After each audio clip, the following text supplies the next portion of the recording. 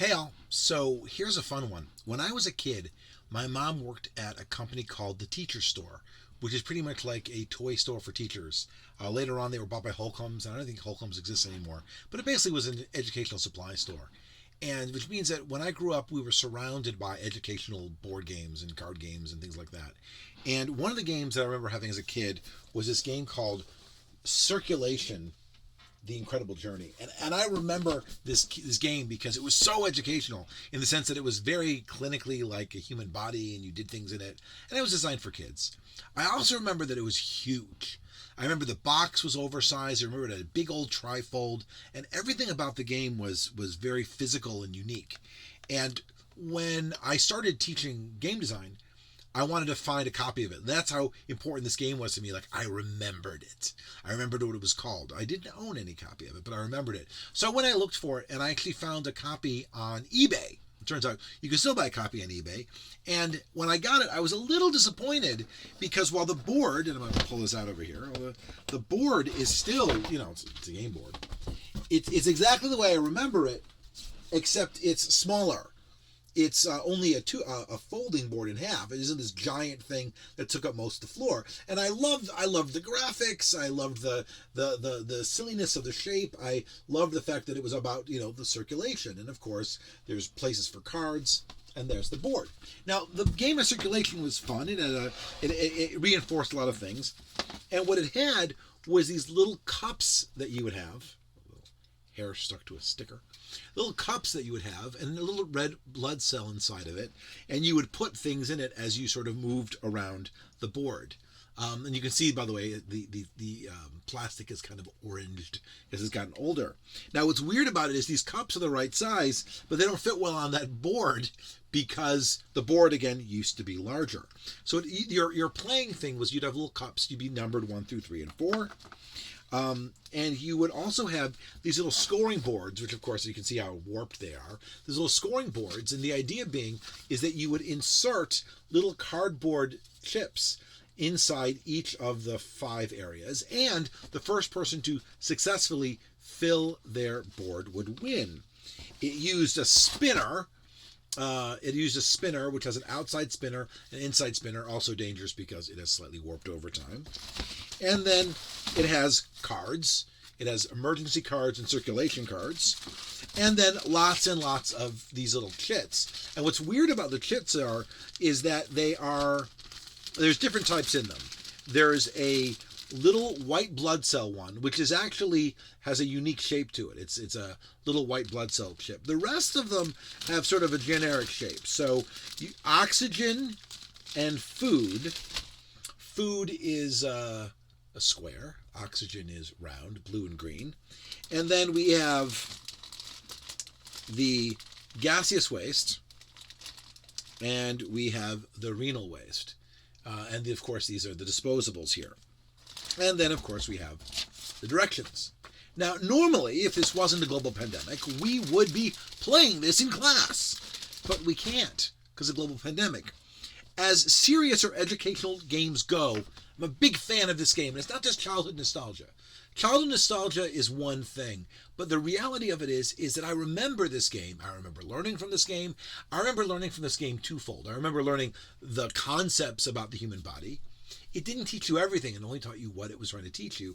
But I also remember that it was good gameplay. It was fun to play, and it was memorable. Everything about this game is very memorable, which, again, is key to a good game. So, we can't play it. Decided, though, I really did want to play it, and since this semester we're working in the Tabletop Simulator, I'm like, well, I wonder... I forgot to put these back in the box. I wonder if I could put this in the Tabletop Simulator. Well... let's talk about this from a legal and an ethical and a moral perspective. This game was created by somebody, which means that this is somebody's intellectual property. Somebody made this game.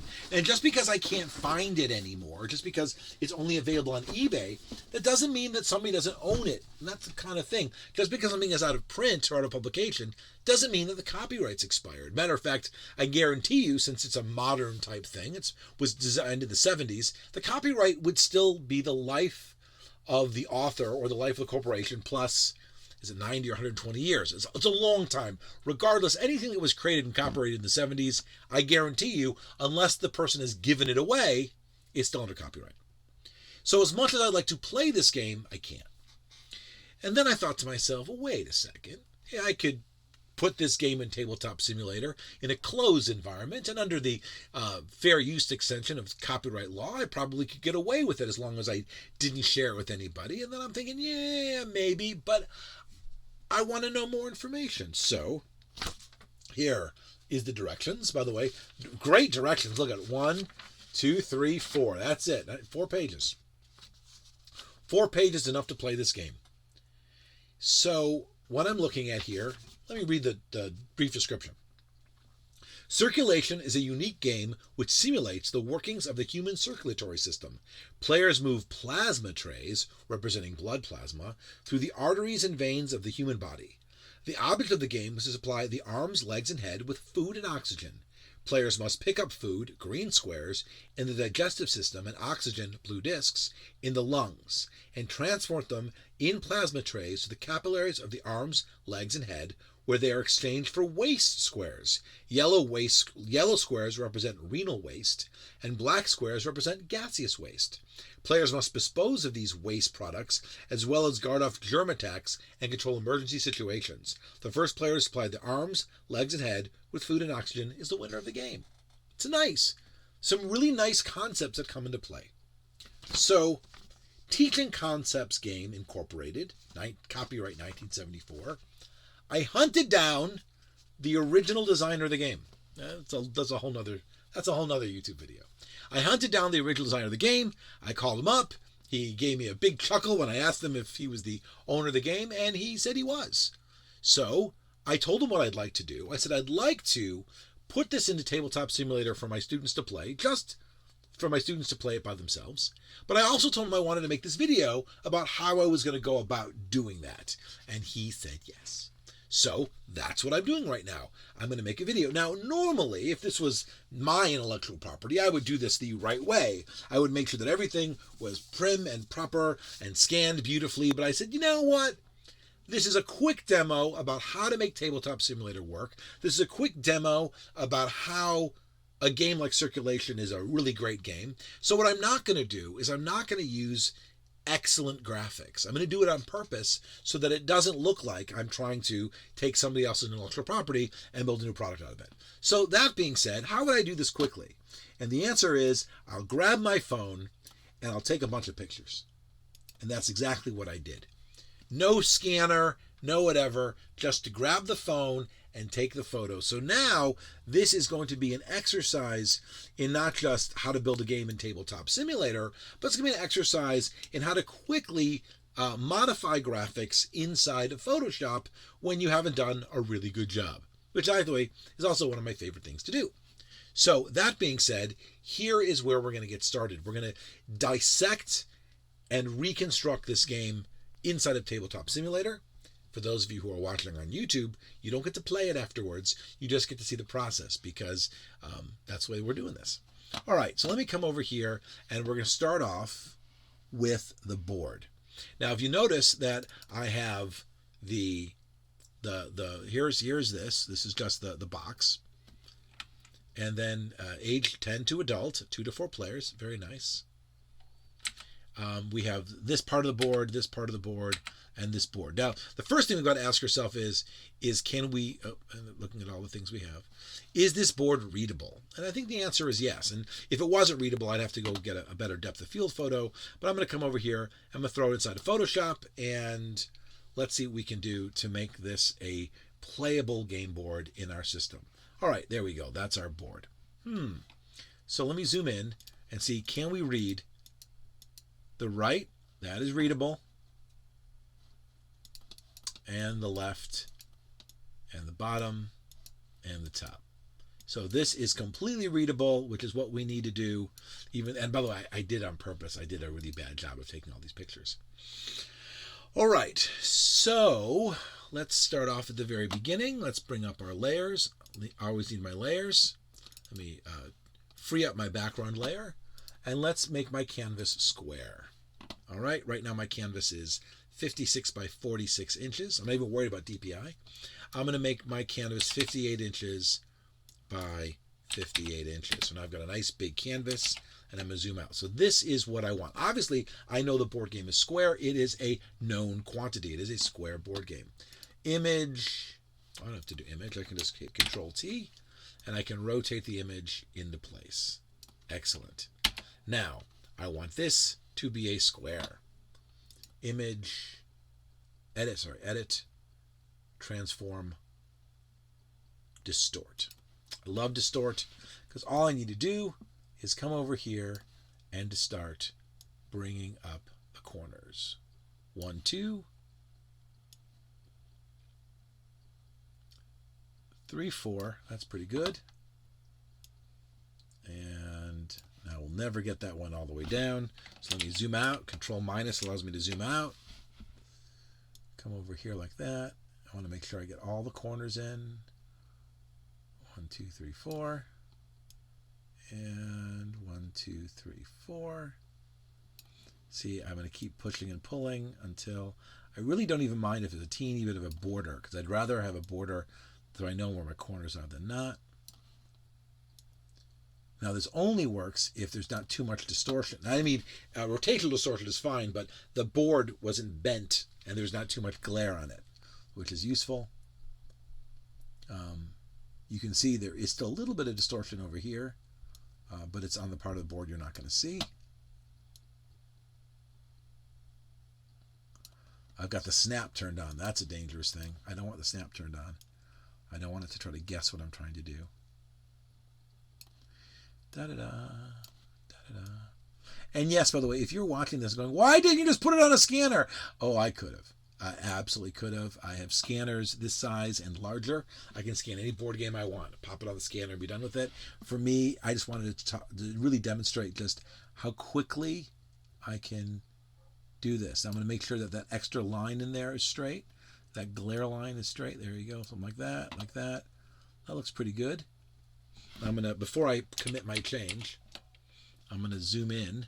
This is the fun part. Oh, I knocked a little bit off the bottom, which I did not mean to do. Top is good. Bottom is probably a little bit knocked off, so. Yeah, there you go. There we go, like that. Like that. That glare I get to keep because I put it there. All right. 1, 2, 3, 4.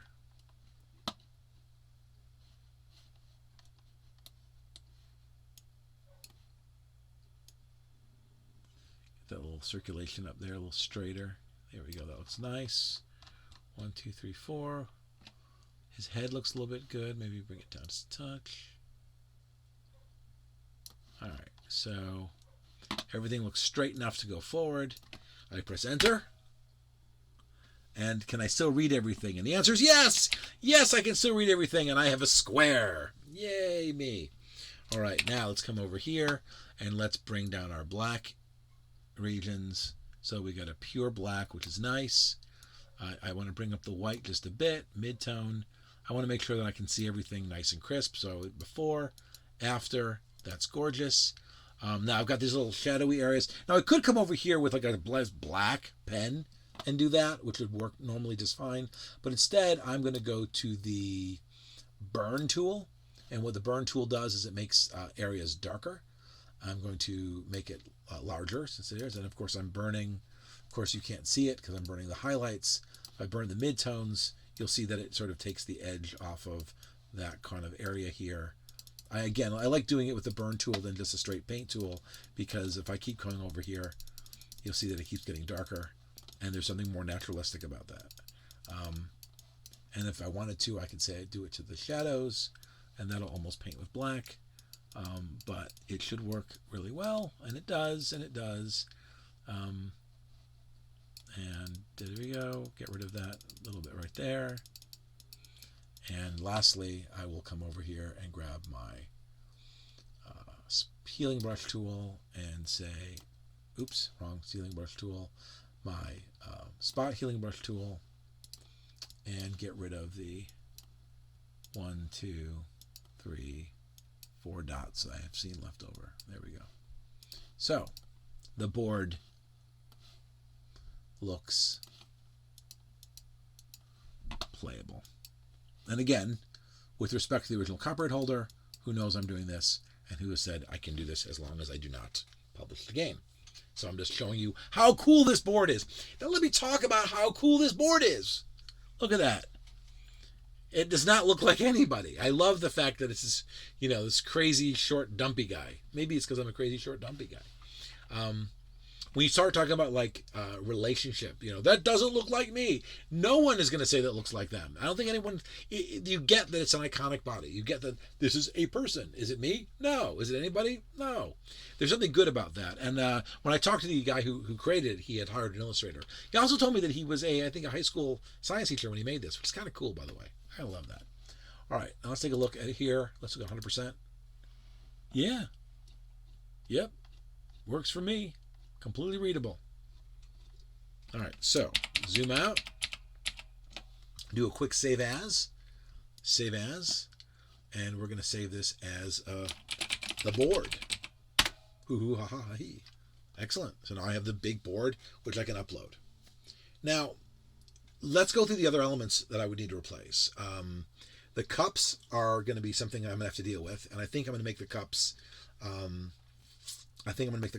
In buckets inside of Tabletop, so we don't have to worry about the cups at the moment.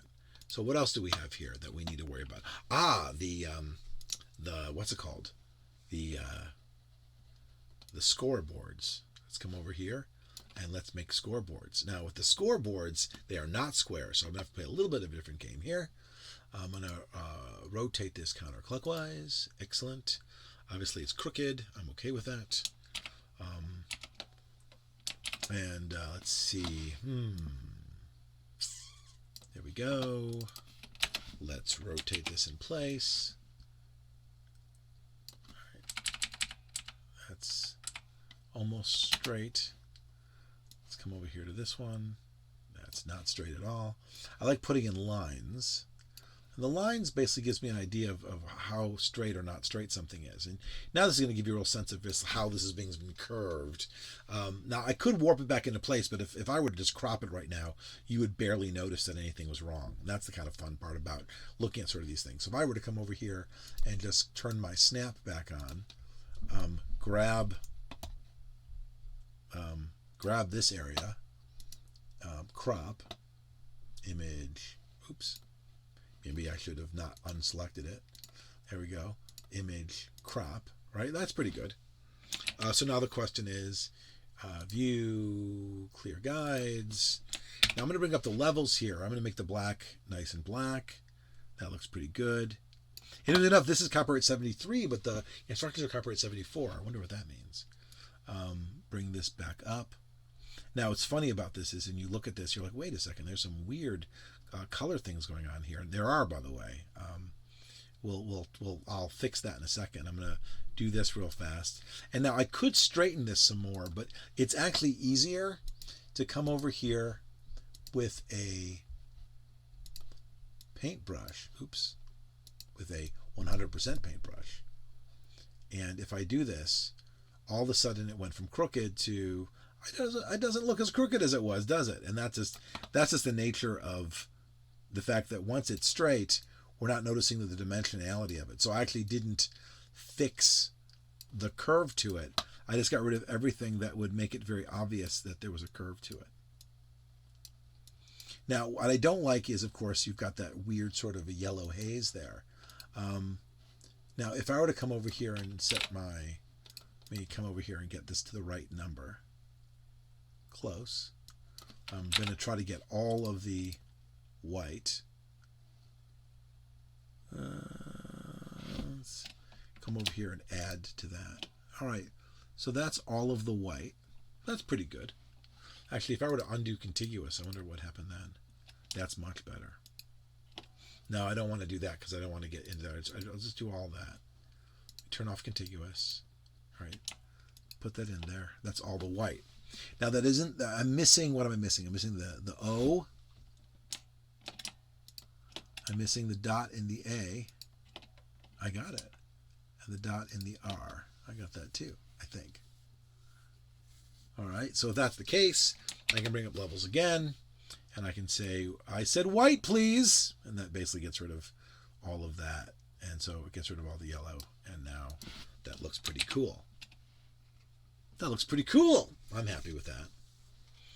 And I'm going to be, I don't have to leave it like this, but I'm going to do an ode to the original board, and I'll leave it like that. I like that you can see the clipboard. The clipboards were actually put into place. It was actually a very nice thing right there. And that's good enough. So I will save this as, instead of the board, this is the scoreboard. And that's good. I got my scoreboard now. All right, we'll leave that one up for a moment. Now, what do we have here? We have the pieces, and then we have the cards. We'll get back. We'll do the cards in a whole different video, by the way. I just want to get this part done first. All right, so what do we have? We have the white blood cell, the oxygen, the gaseous waste, and the renal waste. It's funny, we talk about the gaseous waste, people always talk about the exhale. For me, I always thought it was burping and farting. And the renal waste, is it poop? Is it pee? I mean, it's the fun part about being a kid when you're looking at this type of stuff, because you're like, you know. But it also is that naturalistic part of everybody poops, that kind of thing. All right, so we've got a square, a rounded rectangle, and two regular rectangles. Great. So I need to come over here and make a new layer. I need to make a square. Beautiful. I'm going to fill that square in with black. Beautiful. And then I'm going to, with a white, I'm going to come over here and type in GASEOUS space WASTE. I'm going to make sure that it's centered, which it is. I'm going to make sure that it's Arial. And I'm going to come over here and say that it is 36 point, oh my God, 72 point. That's not an Arial. That's more of like an Arial black. Not quite Arial black. It's more like an Arial bold. Not bad, right? It's not bad at all. Let me come over here and make it a little bigger. Yeah, so he used Arial. All right. From a design perspective, this is now where I've got to be a little bit critical. You know, Arial, but it's quite readable. Did I spell it right? Good. All right, next. So now that I have the gaseous waste, I'm going to just duplicate these layers, slide them over this way. I'm going to make, what color we're going to do this background? The answer is I don't know. So let's come over here and pick this color. Ooh, that mustard is lovely. And now I can make it that mustard. And then I can come over here and I can change this to renal. And I can make this black. Yay, there's that one. Now I could actually space this a bit more if I wanted to, but I'm not going to. Now I need another layer. I need a rounded rectangle. Now I could do a rounded, I'm going to use the rounded rectangle tool. That is not big enough. So I'm going to do 50 pixels. See if that one looks a little bit better. That feels a little bit better. Good. All right, do it again. I'm going to do 60 pixels. I can type 60. Hold the shift key down so I can make it a rounded rectangle. Excellent. Now, obviously, I don't want it to be that color, but before I do that, I'm just going to simply I'm going to come over here, convert to a smart object. No, I don't want to convert to a smart object. I want to rasterize the layer. There we go. Then I can pick the color, which is that sort of green, food green. And I can come over here. I want to know what size that is. That's 109.2. I want to be consistent. So I'm going to come over here and I'm going to type in food.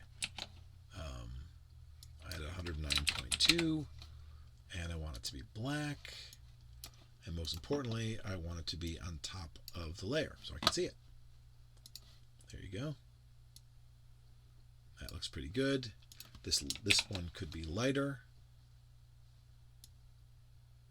That's much better. Excellent. Now we've got food. And lastly, we have oxygen, which of course I can do by making another layer. And I can just use a elliptical marquee tool for that. Make a nice little circle. I can fill it with blue. I can make that blue a little bit lighter. That's about right. And I can call that oxygen. Oxygen.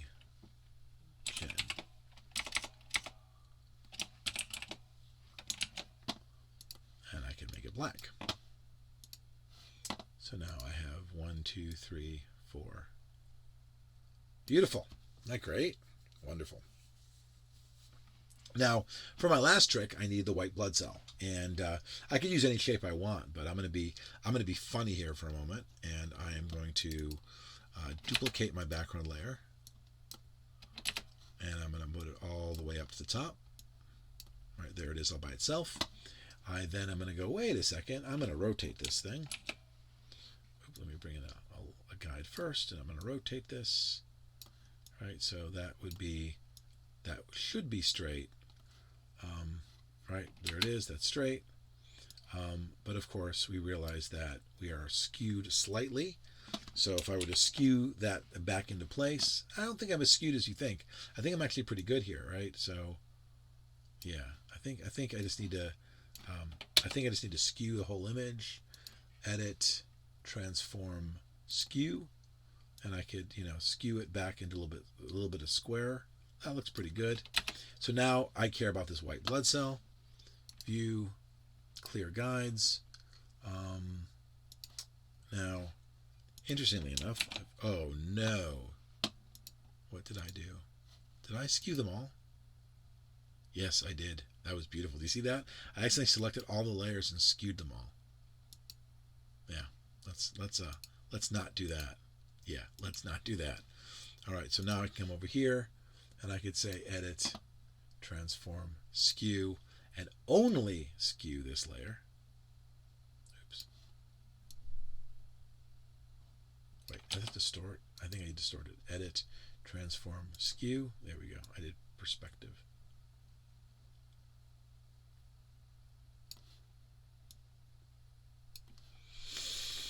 Da da da da da da.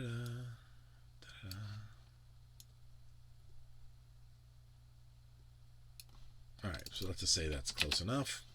So now what I want to do is come over to this white blood cell, which of course is way, view, clear guides.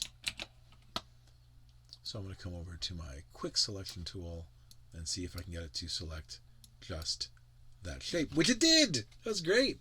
I did not expect that to work so quickly. Create a new layer, grab the white, fill it with white. Now I've got my white blood cell. But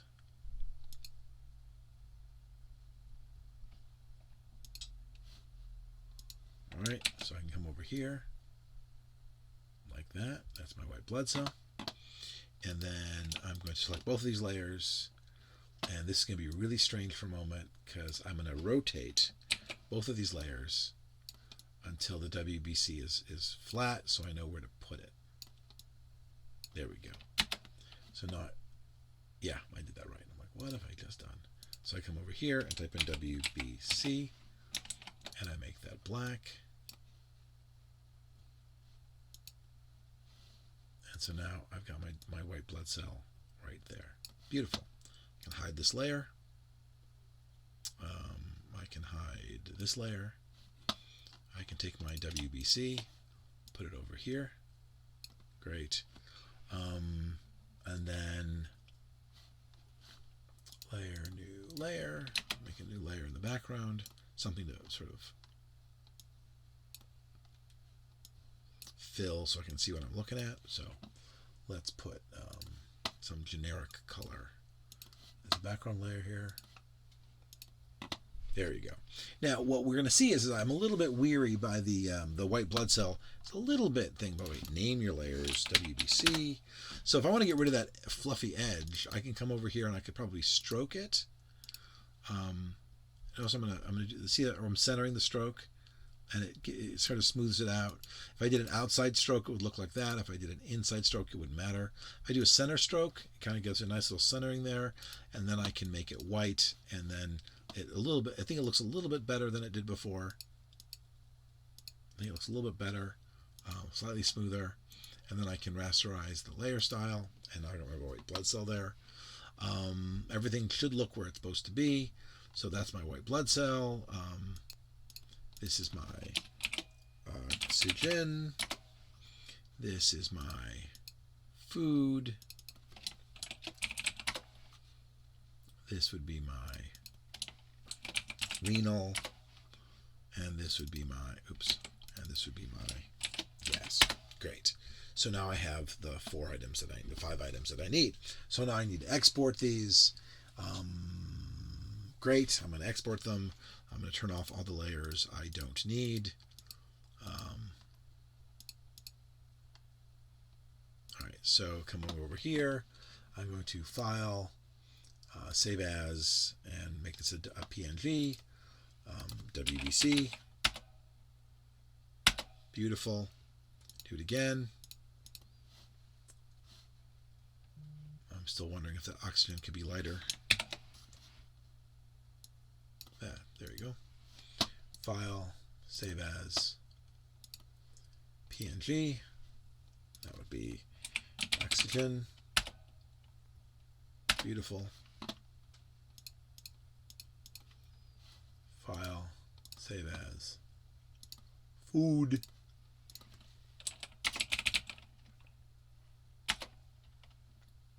There you go. Renal.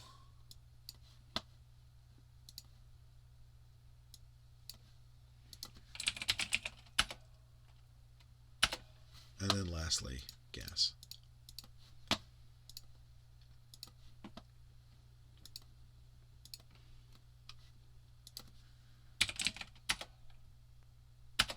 And then, of course, turn it all back on and save the whole thing as basically parts, right? And save this as, game parts. Have it for later. Close this. Close this. Close this. Already saved it. Close this. Already saved it.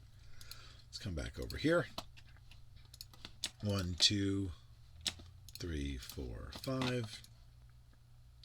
Throws into Photoshop and do what I should have done earlier, but it's just easier to go image trim. Thank you very much. Image trim. Thank you very much. Image trim. Thank you very much. Image trim. Thank you very much. Image trim. Thank you very much. All right, so coming back over here, we have everything that we need for the game, except for the spinner and the cup and the manual. And then lastly, we don't have the cards. We're going to do an entirely separate video on the cards because there are multiple ways of doing the cards. And at the end of the day, I'm going to, I can either type them all, or I can be really lazy and not. But I haven't decided which I'm going to do yet.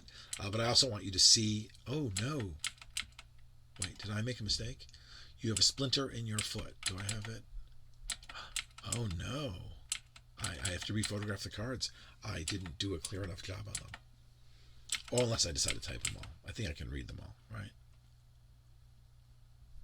Yeah, I could probably read them all if I had to. But I want to, decide how lazy or not. Actually, I retyped the other pieces. I can retype these as well. There aren't that many cards, but it'll make it a little bit cleaner when I build the cards, showing you how to build cards in Tabletop. And then, of course, we're going over the directions, but that's a slightly different story. All right, so lastly, before we move end the end of this video, let us analyze the spinner. The spinner. Spinners suck. Now, I love spinners. Don't get me wrong. I really love spinners. I love spinners. I've always been a big fan of spinners. I like having my students make games with spinners. But the reality of it is that spinners are for the young. Adults don't have time for spinners. Adults don't like to. First of all, You remember that flicky thing? Is it a good spinner? Is it bent? Is it bent in the right direction? Is it an honest spinner? This is actually a good spinner. Like, even as warped as this is, it's a good spinner. I also like that it's a two-dimensional spinner. The thing about spinners is when you're a kid, you love the spinner because it gives you that real sense of, we love spinners. As an adult, we hate spinners because there's always a sense that you can cheat and dice feel a little bit more, whatever. The thing about spinners is that you really miss an opportunity if you do a spinner like this. And I'm not dissing this one. Most people miss the opportunity. In the olden days, if you really look at interesting spinners have non-equal spots in them. A really good spinner is one where you couldn't easily replace it with the roll of a dice. Regretfully, with this spinner, it's actually really easy, right? If we look at the screen, 1, 2, 3, 4, 5, 6, 7, 8, 9, 10. It's a D10. That's it. It's just a D10. And yes, there's this little spinner underneath it, but 1, 2, 3, 4, 5, 1, 2, 3, 4, 5. It's two D10s. So you would do this with two D10s. Now, interestingly enough, from a manufacturing perspective, it's probably still easier to make a spinner than to do two custom D10s. We've seen a lot of D8s on the market right now, where if you buy the game, you put your damn stickers on yourself, which I think is horrible and petty. What's nice about this from a design perspective, so I like spinners. Spinners are good for kids. They give a sense of engagement. Don't like spinners as an adult because they're slow and easy to cheat and they warp. I like the fact that it's a D10 and not a D6. And I don't like the fact that he didn't do like the weird proportions, which again, nobody does. It's not a real criticism. The answer is that it's not 1 through 9 or 1 through 10. That there really is a thought process behind the fact that these are unique numbers. And I love that. That I think is really, really good. So I want to give him credit for like using the spinner and then using it in an original way. It's not like somebody was like, well, let's provide 2 D10s. That probably would have been cost prohibitive. Not today, mind you, and especially not in our digital age, where I can, inside of the tabletop, I can grab my D10 PNG file. Dun, dun, dun. Dun, dun, dun. There's my D10 PNG file, and I can actually start to describe what is the D10 look like. Now, I would have to divide this into 2 dice. I'd have to do this as 2 D10s. And now, as I look at this, I'm gonna do this all in the same Photoshop file before I export it. So there is the white emergency, which is the inner ring, and then there's the outer ring, which is the movement ring. So I'm going to come over here, and first thing I'm going to do, and there's like a million ways for me to mess this up, so bear with me. I am going to duplicate this layer just so I have one. I don't really care about what goes where. I do remember that the bottom of the triangle is up, is the bottom. So this would be upside down, this would be right side up. I am going to get rid of all of the white. Yes. So I'm going to use the magic wand tool. Well, actually, first I'm going to hide this one. I'm going to grab the eraser tool. Yes. Make it big enough that I can get rid of the core elements of each of these numbers. I think that's important. All right. Then, after I've done the core elements of each of these numbers,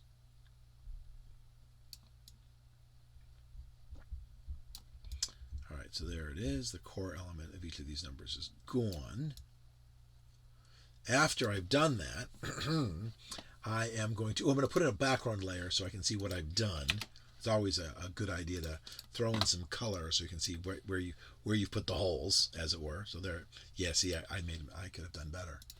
So I want to make sure I've got all of those good holes in there. Right, now that I've done that, I'm going to magic wand. I'm going to have a tolerance of 0. I only want the white. Well, maybe I want more than that. We'll see what it looks like. Turn off contiguous, and if I do that, okay, so you can see how close I am to the edge, but I'm not fully there yet. So maybe I want to increase my tolerance to like 30. All right, I'm not really worried about the other negative space issue things. That doesn't bother me. So, oops, what did I just type? I don't know what I just typed, but I just screwed up my master opacity. There we go. Now I'm off to the edge. It's a bit much. All right, so what am I going to do instead? Maybe I'll do the quick selection tool. Maybe I'll come over here. Yeah, the quick selection tool.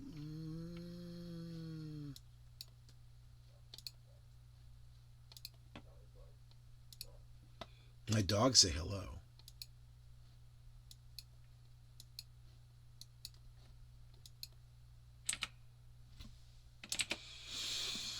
Yeah, it's going to be close enough. There's going to be some weirdnesses on the edges. I like to keep those little black curved edges so you can see what's going on with the dice. But again, we're doing a demo here. And it's not like this is going to be a production die. This is not going to be, what we do here. So what are the numbers? Let's do the white die first. And so we're going to come over here and I don't have to make a new layer. I'm going to start typing the numbers. So I got to do this starting with the number 3. 3. I want that number 3 to be black. And I want it to be big. How big do I want it to be? I will tell you. Oops, stop that. I will tell you shortly. That's nice. That's lovely.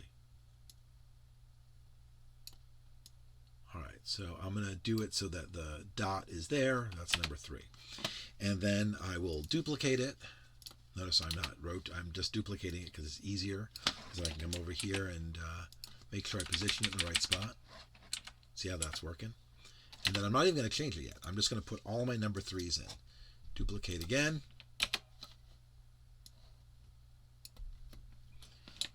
Duplicate again. And again.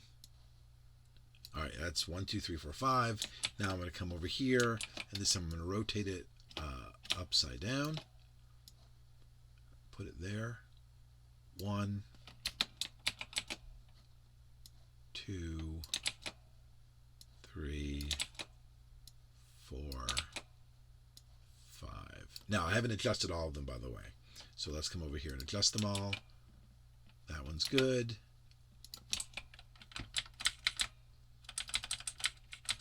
That one's good. And that one's good.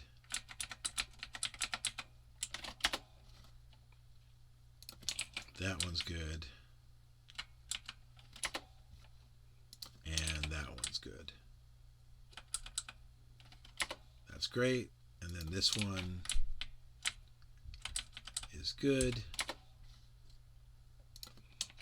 This one is good. And this one is good. All right, so they're approximately right. So now I can go through and I can change them all. So we've got 3 is the first one. And then we have 8. 8. Then we have 5. Then we have 7. Then we have 4. Then we have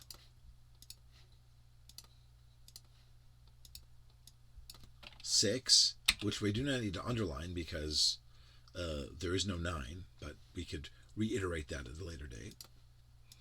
Then we have 3. I don't have to type that again. That's right. Oops. Whoops. Then we have 3. Then we have 7. Then we have 4, 6, 3, 7. Wait, 1, 2, 3, 4, 5, 6, 7, 8, 9, 10. All right. 3, 8, 5, 7. 3, 8, 5, 7. 4. Good. 6, 3, 7, 8. And then 6. All right. Now I'm going to be sensitive to the plight of the other guy, and I'm going to come over here, bring up another layer, and a much smaller paintbrush. There we go. And I'm going to say 6. That's lovely. Duplicate that layer.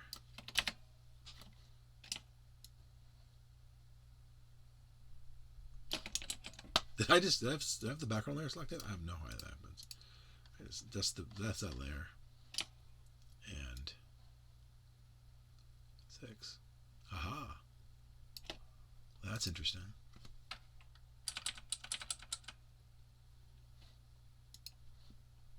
Then I guess I wasn't as level as I thought it was.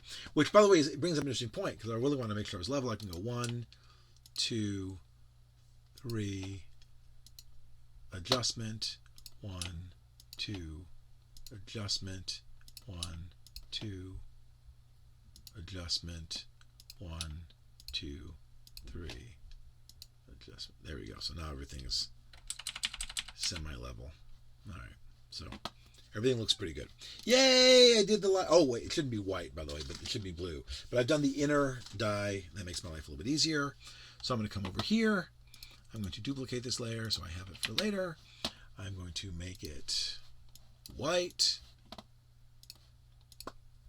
And I'm going to export this. File, save as. Let's come back over here to circulation. And we will call this my D10. And this would be the emergency die. Emergency. Beautiful. Now that we've done that. Great. So now we need to do a little bit more on this one. And this comes a little bit more confusing, but not too much confusing. So I'm going to make another layer. And now we need to start filling in the blanks. So we have 2 reds. So let's come over here and grab some red.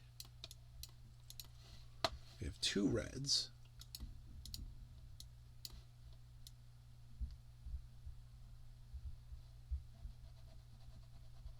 That's 1 red.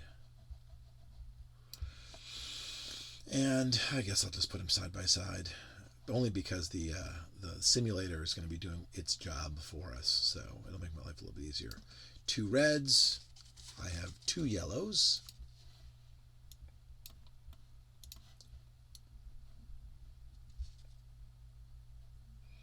I wonder, is it 3, 4? I mean, it's really interesting when you see the 2 yellows, because you're like, is there any rhyme or reason to the way these numbers work? Obviously, I haven't put them in yet, so you can't see, but the question is it purely just to make things look interesting, or does it actually matter, make a difference later on in the gameplay?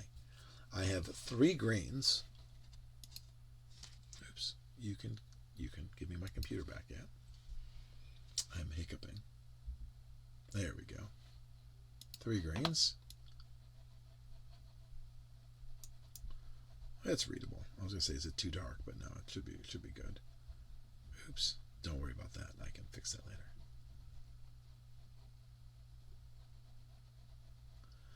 La la la. Yeah, I love the Tabletop Simulator gives you this template. I just wish they'd have kept the edges in place and given me some level of transparency, so I'd have perfect edges. Because otherwise, it's a little bit tricky to get the edge of the dice right. I have 1 blue. Wait, 3. Oh yeah, it's 1 blue. I was like, wait a second, I'm missing one. 1 blue.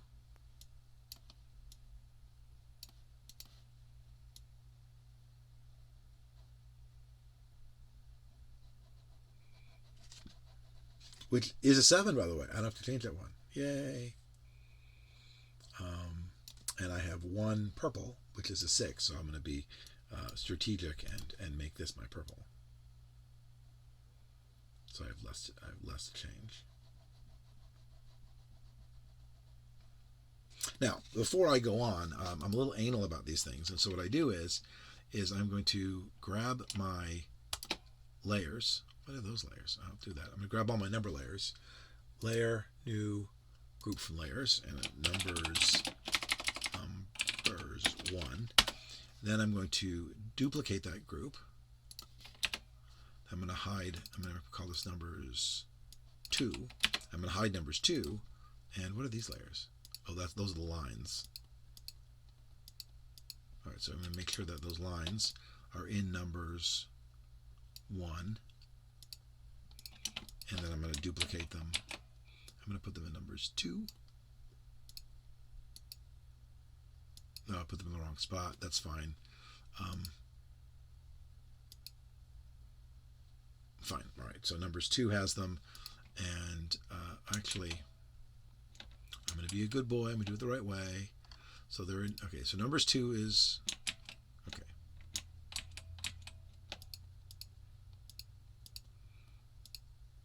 All right. So numbers 1 looks good. Numbers 2 has them in the wrong spot. So let me delete them. And instead, I'm going to come over here and I'm going to layer, duplicate layers, which will actually make them the exact same layers. So when I put them into here, they work. So when I put them into here, they work. Great. So numbers 2, of course, is the emergency numbers, which I know. Numbers 1 is the one that I'm working on, which is what I want to be working on. So now that I can do that, I can go through my numbers in the order. So my green numbers is a 4. Yay, did that one already. A 5 and a 1. Also, I do not need this layer because it's the 5. So 5, 4, and 1 are green, 3 is blue, 6 is purple. Great. For reds, I have 3 and, oh, look at that, 3 and 4. And from a yellow, I have 5 and 2. And then lastly, I do not have an 8. I have emergency. Emergency. Now, obviously this one's going to be challenging. So I'm going to come over here. I'm going to make the damn thing small. And then I'm going to rotate it so that it fits in the wedge. Did I spell it right? God, I hope I spelled it right. Emergency. Which tells you that it's time to go with the other. Oops. Which tells you it's time to use the other die. That looks pretty good. Emergency. Great. So now I've done that. Oh, I'm going to save this entire thing in the circulation folder as dice. Great. And then I'll save this one as my PNG. That's D10 emergency dice. This is D10 circulation dice. And there you have it. All right, so in 52 minutes, sorry, an hour, I have gone through and I have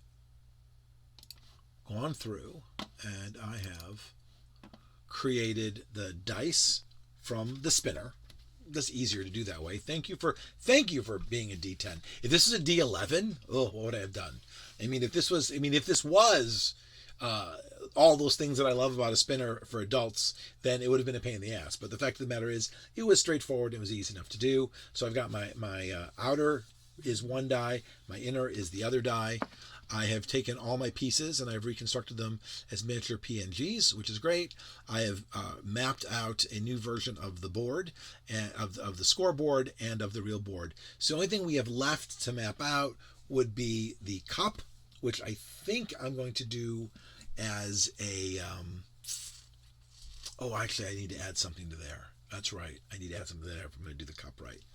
I'm going to do the cup, and then I need... the cards. So what did I miss? So this is my last bit because I'm going to do the cards separately.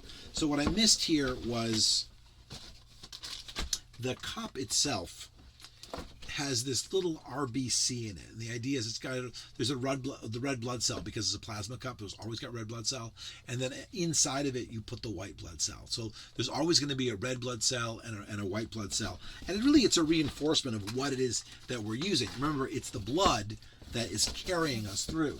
So what I think I'm going to do is I'm going to go back to my game parts thing, and I'm going to look where my oxygen is. I'm going to turn off all these layers. It's always fun when you leave a million layers on. Definitely want to clear my guides. I have no need to have that guide down there. So I'm going to come over here and I'm going to use oxygen as my guide. And I'm going to duplicate these layers. I'm going to make a red blood cell. And this way I can have it if I decide to put that graphic in there, RBC. And then I can come over here and I can change it till we get to red. There we go. There's my little red blood cell. Beautiful. File, save as, PNG, RBC. Save the file again, close this one, come back over to my RBC, bring it in here, image, trim, beautiful. So, good to go. So the next video, I'm going to do a cards. I'm going to go through and figure out the quickest way of doing these cards. I may take another photo just because I cropped them off a little bit. I didn't mean to. Or I could just retype everything. Oh, groan. And again, it's a great question, right? So if I was really rebuilding this game from scratch, I would retype everything. But of course, it'd be a lot faster for me to just trim it all, which is probably what I'm going to do. So I'll make sure I get better shots of all the cards, and then that'll be about how we build the deck, because it's a really difficult, a tricky thing to do. How to do a deck, and also how to build it in tabletop. Matter of fact, let me rephrase that. I'm going to do tabletop, then I'm going to do the deck, then I'm going to come back. All right. I hope you enjoyed watching. I'm Jared. Have fun. Thanks. Bye.